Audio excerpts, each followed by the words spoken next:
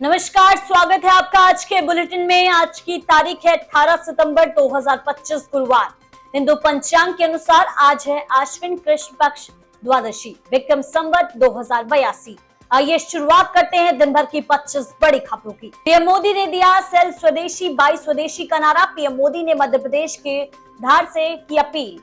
इस त्योहारी सीजन में दुकानदार स्वदेशी बोर्ड लगाएं और लोग देसी सामान अपनाएं। 22 सितंबर से संशोधित जीएसटी दरें लागू होंगी नवरात्रि के खास दिनों के दौरान। सीएम योगी बोले, मोदी मॉडल बना दुनिया का इंस्पिरेशन। सेवा पखवाड़ा की शुरुआत करते हुए योगी आदित्यनाथ ने कहा, 2014 के बाद भारत ने शिक्षा, स्वास्थ्य और इकोनॉमी क्षेत्रों में रचा है इतिहास। लखनऊ के सरोजनी नगर में पीएम मोदी के जन्मदिन का जश्न आयोजित। राजेश्वर सिंह की अगुवाई में विशेष कार्यक्रम का हुआ आयोजन। कार्यकर्ताओं और नागरिकों ने पीएम मोदी को उनके 75वें जन्म दिवस पर दी हार्दिक शुभकामनाएं। कार्यक्रम में केक काटा गया, लड्डुओं का वितरण किया गया। सभी ने सेवा पखवाड़ा में सक्रिय भागीदारी का लिया संकल्प। पीयूष गोयल की यूएई यात्रा, निवेश और व्यापार पर फोकस। 18-19 सितंबर को पीयूष गोयल हो रहेंगे दौरे पर। Bharat UAE high level task force on investment में द्विपक्षीय समझौतों की समीक्षा और नए निवेश अवसरों पर होगी चर्चा।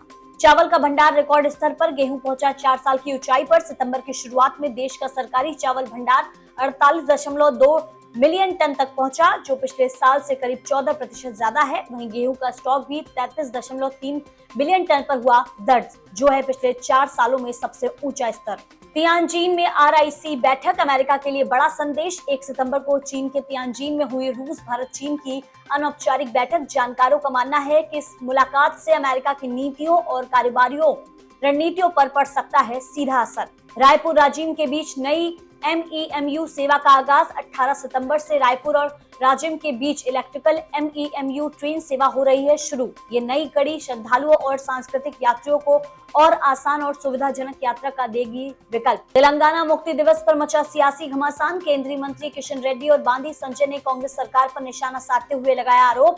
AIMIM को खुश करने के लिए तेलंगाना लिबरेशन डे को नहीं दी मान्यता। इस मुद्दे ने विभाजन की राजनीति और इतिहास की यादों को फिर से दी हवा। नागपुर में ओबीसी नेताओं का विरोध। भुजबल की रैली की तैयारी। महाराष्ट्र सरकार की आरक्षण नीति के विरोध में छगन भुजबल 18 सितंबर को नागपुर में करेंगे एक बड़ी रैली। ओबीसी समूहों का आरोप है कि मराठाओं को कुणबी प्रमाण पत्र देना ओबीसी आरक्षण अधिकारों को करेगा प्रभावित। आईएमडी ने दी चेतावनी। दक्षिण पूर्वोत्तर और पूर्व भारत में भारी बारिश। मौसम विभाग ने रोजमर्रा की जानकारी में बताया कि दक्षिण पूर्वोत्तर और पूर्वी भारत के कई हिस्सों में मानसून सक्रिय है और भारी बारिश की संभावना है। जनजीवन, यात्रा और खेती पर असर की भी संभावना है। बे ऑफ बंगाल में मिसाइल परीक्षण की संभावना। भारत ने बंगाल की खाड़ी क्षेत्र में 24 से 25 सितंबर के बीच एक संभावित मिसाइल परीक्षण के लिए नोटिस किया जारी। Hydrogen bomb press conference, Rahul Gandhi का खुलासा संभव। राहुल गांधी ने बुलाई 18 सितंबर को विशेष प्रेस कॉन्फ्रेंस, जहां वो वोट चोरी यानी मत चोरी से जुड़े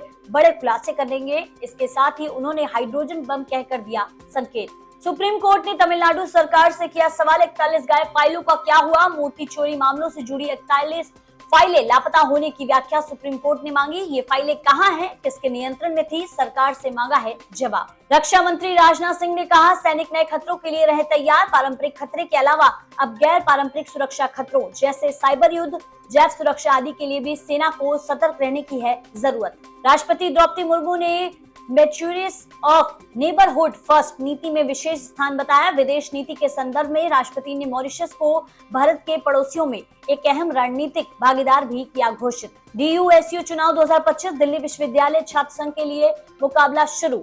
दिल्ली यूनिवर्सिटी का छात्र संघ चुनाव 2025 18 सितंबर को है, जिसमें प्रेसिडेंट, उप प्रेसिडेंट, सचिव आदि पदों पर उम्मीदवार मैदान में हैं। वोटों की गिनती होगी 19 सितंबर को। जयपुर में रीजनल इक्वेटेरियन लीग शुरू। मालानी इक्वेटेरियन स्पोर्ट्स एकेडमी जयपुर में 18 से 20 सितंबर तक रीजनल इक्वेटेरियन लीग का करेगी आयोजन। बच्चों से लेकर युवा राइडर्स तक 4 आयु वर्गों में शो जंपिंग जैसी प्रतियोगिताएं होंगी आयोजित। मलानी इक्वेटेरियन लीग में युवा घुड़सवारों की भागीदारी। उत्सव मूर्ति सम्मान 2025 में पर्यावरण मित्र मंडलों को मिलेगा गौरव। नागपुर में आयोजित इस प्रतियोगिता में गणेश मंडल्स को उनके पर्यावरण सचेत जन समूह, सजावट, मंदिरों की स्वच्छता आदि के आधार पर किया जाएगा सम्मान। Engineers day 2025 sir M Visvesvaraya की याद में नव आविष्कारक और शिक्षा की प्रेरणा 15 सितंबर को मनाया गया। ये दिवस युवाओं, छात्रों और इंजीनियरिंग के छात्रों को प्रेरित करने का अवसर बन गया है कि वे नवाचार, समस्या समाधान और तकनीकी श्रेष्ठता की ओर आगे बढ़े।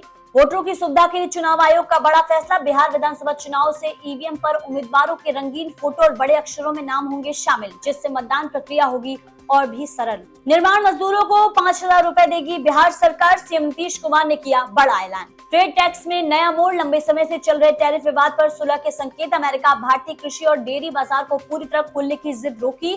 दोनों देशों के बीच समझौते का रास्ता हुआ और साफ। जीएसटी सुधार से नई ऊर्जा। वित्त मंत्री ने कहा, अर्थव्यवस्था को मिलेगा 2 लाख करोड़ का अतिरिक्त लाभ। आम उपभोक्ताओं के लिए रोजाना इस्तेमाल की वस्तुएं होंगी सस्ती, जिससे खर्च घटेगा और बचत होगी तेज।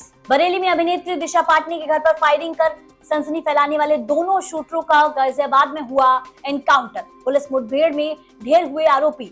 सुरक्षा एजेंसियां अब और भी सतर्क। एशिया कप में पाकिस्तान की धमाकेदार जीत। यूएई को 41 रन से हराकर सुपर 4 में किया प्रवेश।